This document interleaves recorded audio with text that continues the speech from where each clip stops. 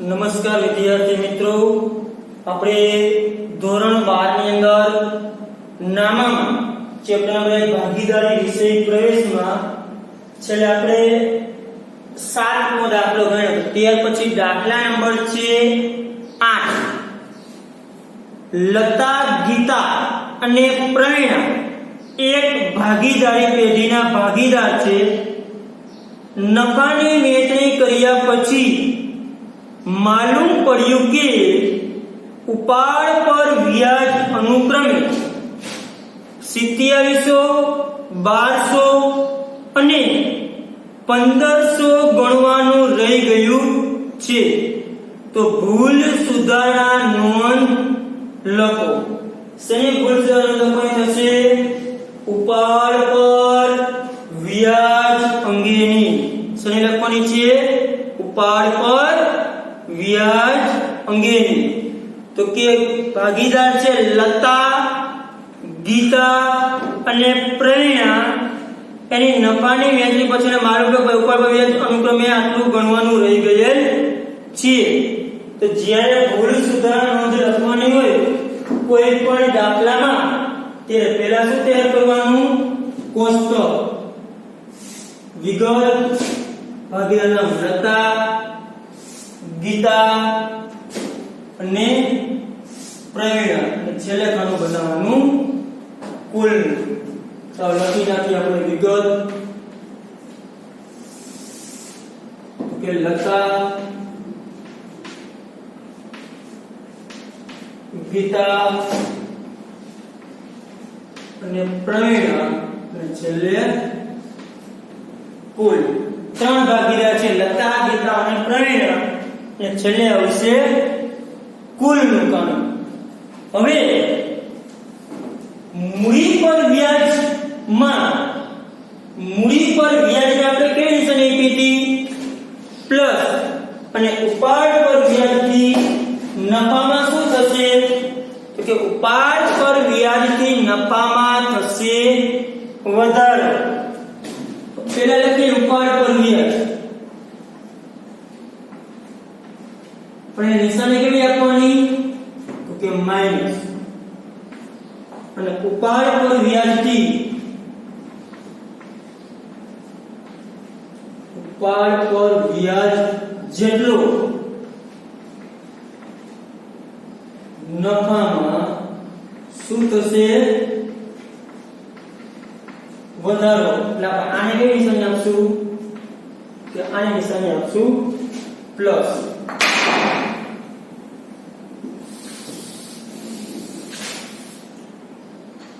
હવે ઉપાડ પર વ્યાજ નિશાની આપી કેવી? માઈનસ. અને ઉપાડ પર વ્યાજથી નફામાં થશે વધારો. એટલે એને નિશાની આપણે કેવી આપી? પ્લસ નિશાની આપી. અહીંયા આપણને દાખલામાં ઉપાડ પર વ્યાજ આપણે આપી દીધેલું છે. કેટલું છે? તો કે 2700, 1200 અને 1500 રૂપિયા. ડાયરેક્ટ આપણને દાખલામાં વ્યાજ આપેલું જ છે 2700, 1200 અને 1500 રૂપિયા. એટલે વ્યાજ આપણને આપેલું છે. વ્યાજનો શું કરવાનું? સરવાળો. તો સરવાળો કરી તો 1500, 1200 અને 70 સરવાળો થયો -5400. ઈ સરવાળા ત્રણેય ભાગીદારો વચ્ચે શું કરવાનું થાય? વહેંચણી. આ જે સરવાળો થયો ઈ આપણે કયા પ્રમાણમાં વહેંચણી કરશું? તો કે આ સરવાળાને આપણે ત્રણેય ભાગીદારો વચ્ચે તો કે કયા પ્રમાણે વહેંચશું? તો કે નફા નુકસાનના પ્રમાણમાં વહેંચણી કરવાની થાય. આપણી પાસે નફા નુકસાનનું પ્રમાણ આપેલું છે? તો કે ના, નફા નુકસાનનું પ્રમાણ આપણી પાસે આપેલું નથી. તો એનો મીનિંગ કે આ સરવાળા ત્રણેય ભાગીદાર કે સરખી છે. 1800, 1800 અને 1800 રૂપિયા. ત્રણેય ભાગીદાર આપણે વહેંચણી કરી લીધી. હવે શું શોધવાનું? તફાવત.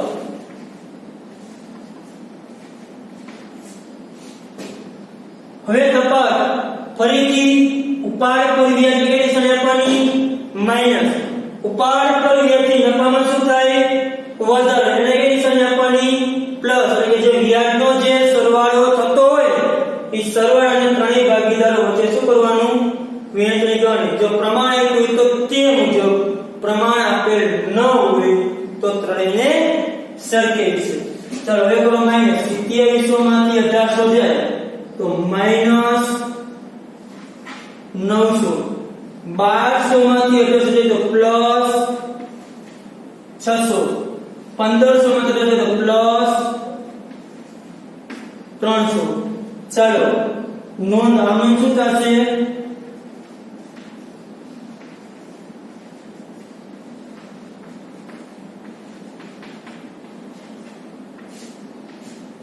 જે માઈનસ છે એના મૂડી ખાતે ઉધાર, જે પ્લસ છે એના મૂડી ખાતે જમા. તો માઈનસ કેવું છે? લતા. તો લતાના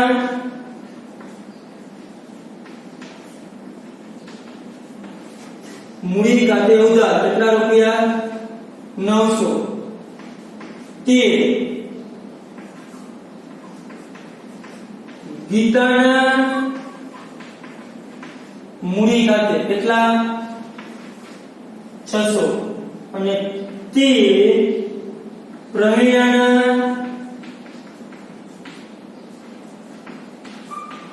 મૂડી ખાતે કેટલા રૂપિયા?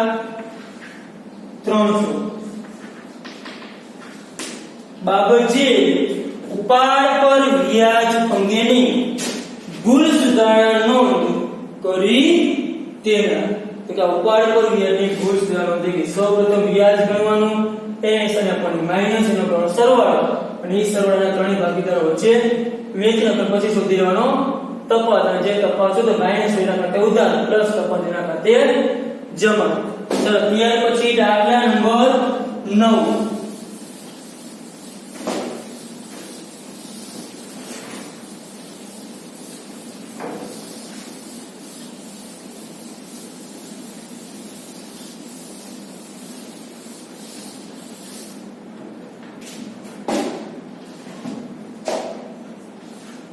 ચાલો શું રકમ છે?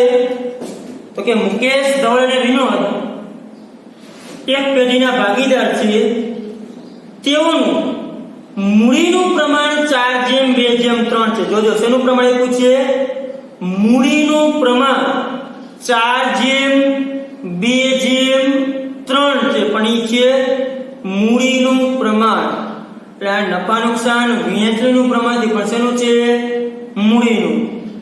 આગળ મુકેશને નફામાંથી ઓછામાં ઓછા 35,000 મળશે જ એવી ખાતરી ધવલ અને વિનોદે આપી છે. પેઢીનો વર્ષનો નફો 90,000 થયો હોય તો ભાગીદારો વચ્ચે નફાની વહેંચણી કેવી રીતે થશે? ભાઈ આપણને નફા નુકસાનનું પ્રમાણ આખી રકમમાં ક્યાંય આપેલ છે નહીં. એટલે કે એનો મીનિંગ કે નફો નુકસાન કયા પ્રમાણમાં ત્રણેય ભાગીદારો વહેંચશે? સરખા પ્રમાણમાં. એટલે કે 1:1:1. તો કે રકમ શું છે કે ભાઈ જે નફો વહેંચણી કરો, પરંતુ જે મુકેશ છે એને નફામાંથી ઓછામાં ઓછા 35,000 રૂપિયા તો મળશે જ, આવી ખાતરી કોને આપી? તો કે ધવલ અને વિનોદે. અને પેઢીનો નફો કેટલો થયો? 90,000 રૂપિયા. ચાલો નફા નુકસાનનું પ્રમાણ શું છે? શું નામ છે ભાગીદારના? મુકેશ, ધવલ અને વિનોદ. ચાલો નનું પ્રમાણ એટલે કે નફા નુકસાનનું પ્રમાણ અહીંયા આપણને મૂડીનું પ્રમાણ આપણને ત્રણેય કેવી રીતે દેખાશે? એટલે ત્રણેય 1/3 અને 1/3. હવે આપણે પહેલા ત્રણેય ભાગીદાર નફાની આપણે ગણતરી કરી.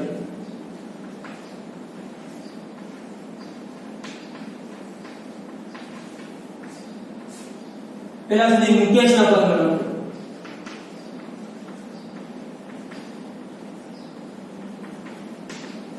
ચલો મુકેશનો નફો કેટલો આપ્યો? પેઢીનો લખી નાખો. નફો આપ્યો છે 90,000. કેટલો આપ્યો છે? 90,000. મુકેશના ભાગમાં નફો છે તો 90,000 ગુણ્યા એનું પ્રમાણ એટલે તૃતીયાંશ. એટલે કેટલો નફો આવ્યો? 30,000. પછી સુધી ધવલનો નફો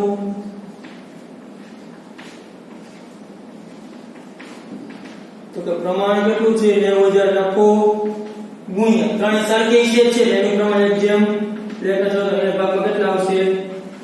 30,000. પછી સુધી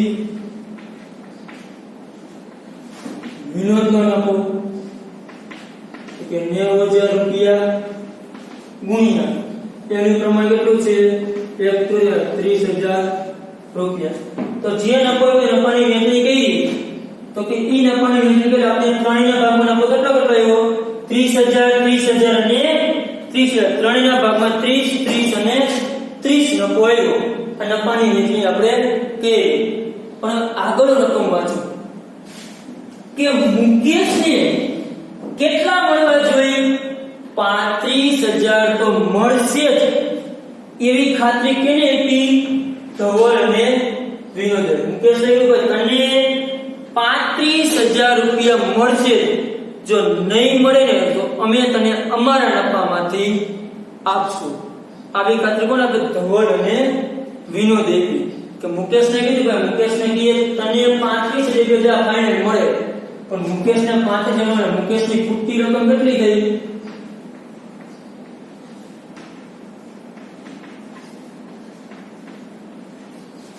એને મળવા કેટલા જોઈએ? 35,000 મળશે પણ એને મળ્યા કેટલા ખરેખર? 30,000. કેટલા રકમ ગઈ હતી? તો કે 5,000. તો કે જે 5,000 જે ખૂટતી રકમ છે આ રકમ ધવલ અને વિનોદ આપશે. એટલે કે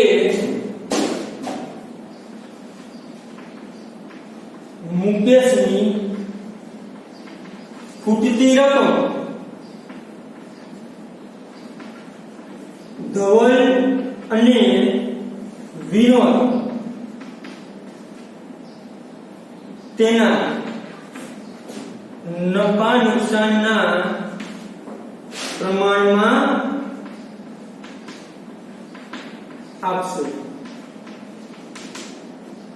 તો કે મુકેશને 5,000 રૂપિયા ભેગા એને 30,000 રૂપિયા ખરેખર મળવો કેટલો જોઈએ? 35,000 રૂપિયા નફો. એને મળ્યો કેટલો? 30. એટલે મુકેશને જે ખૂટતી રકમ જે 5,000 રૂપિયા કોણ નફોની ખાતરી? તો કે ધવલ અને વિનોદના કયા પ્રમાણમાં આપશે? નફા નુકસાન. નફા નુકસાનનું પ્રમાણ શું છે? એક જેમ ગઈ સરખી હિસાબ છે. અને કે ધવલે આપવાની રકમ તો કે કેટલી રકમ ખૂટે છે? તો કે 5,000. તો કે 5,000 ગુણ્યા 1 એટલે ઈ કેટલા આપશે? 2500. અને વિનોદે આપવાની રકમ કેટલી છે? 5,000 ગુણ્યા એટલે વિનોદે કેટલા આપશે? 2500. બંને ભાગીદારો કેટલા રૂપિયા આપશે? 2500. કેમ કે મુકેશના જે 5,000 રૂપિયા ઘટ્યા છે એના નફા નુકસાન મુજબ તો કે આ રકમ ધવલ અને વિનોદે આપવાની થાય. તો ધવલ અને વિનોદ આ રકમ કયા પ્રમાણે આપશે? તો કે નફા નુકસાનના પ્રમાણ મુજબ આપે. તો કે નફા નુકસાનનું પ્રમાણ શું છે? 1:1. એટલે બંને ભાગીદારો કેટલા આપશે? બે કઈ આપશે? સરખી હિસ્સા. બે કેટલા રૂપિયા આપશે? 2500. હવે આપણે ખરેખર ગણતરી તો કોષ્ટક બનાવી નાખી. વિગત મુકેશ, ધવલ અને વિનોદ. એ પેલા લખવાની વેલ્યુ આપણે લખી નાખી. તો કે લખવાની જે છે શું કે 30,000 અને 30,000. ત્યાર પછી લેવાની કે આપવાની રકમ. ચાલો આપીએ કોણ? ધવલ અને વિનોદ. બે કેટલા આપે? 2525. બે રકમ કઈ થશે? માઈનસ. અને આ શું કરે છે? 5000 અને શું થાય છે? લેવડ. અને રકમ કઈ થશે? પ્લસ. સાચી અથવા તો ખરેખર નફાની વેચણી. આને મળશે 35,000, આમાં કેટલા માઈનસ? આને મળશે 27,500 અને આની મળશે 27,500. આ નફાની શું થઈ? ખરેખર વેચણી. જે ભાગીદારને જેટલો નફો મળે છે એટલો નફો તેને આપવો પડે, એને એટલો નફો પૂરો કરવો પડે. જેટલો નફો એને પૂરો કરી દેવો, 5 ને નફો પૂરો કરી દીધો. કેને આપ્યા? તો કે ધવલ અને વિનોદ નફાને આપ્યા. તો ધવલ અને વિનોદનો કેટલો નફો શું થશે? તો કે ધવલ અને વિનોદના એટલા રકમ નફાની ઓછી થશે. એટલો નફો કેવો મળશે? ઓછો મળશે. ત્યાર પછી દાખલા નંબર 10.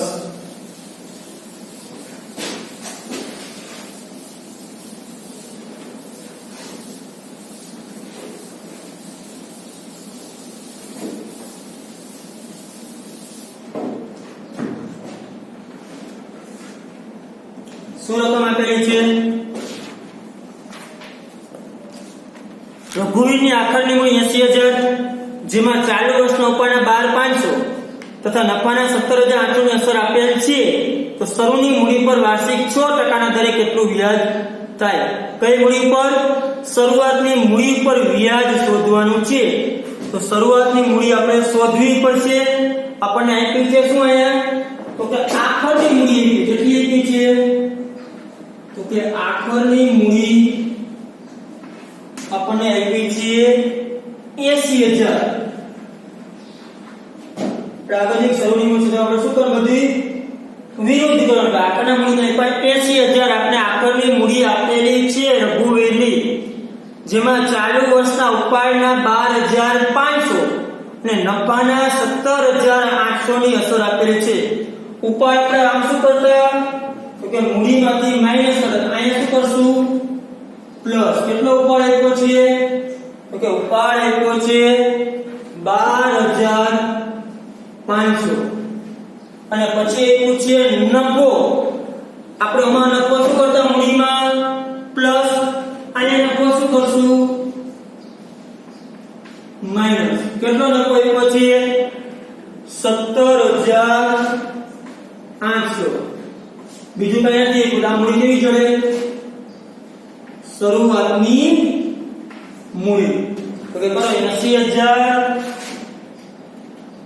પ્લસ 12,500 એમાંથી માઈનસ 17,800 એટલે મૂડી મળી શરૂઆતની 74,700. આપણે મૂડીનું ફોર્મેટ જ યાદ રાખવાનું, પણ એમાં ઊંધે જવાનું. આપણે આપણી પાસે હોય આખરની મૂડી. આપણે શું કરવું? બધી વિરુદ્ધ મૂડીના આપણે ઉપાડ માઈનસ કરતા થાય, ઉપાડ પ્લસ અને નફો પ્લસ અને નફો કરવાનો માઈનસ. શરૂઆતની મૂડી જઈ ગઈ એટલે આપણે ગણી નાખી મૂડી પર વ્યાજ. કેટલા ટકા કીધું છે? મૂડી 74,700. વ્યાજનો દર આપ્યો છે 6%. એટલે 6% સોના છે એમાં 100 તો ડાયરેક્ટ 6% પણ કહી શકો. 74,700 ના 4,482 રૂપિયા મૂડી પર આપણને વ્યાજ મળ્યું. 4,482 રૂપિયા મૂડી પર વ્યાજમાં. ખાસ પેલા કઈ મૂડી શોધવાની? શરૂઆતની મૂડી ખાસ શોધવી. ચાલો થેન્ક યુ.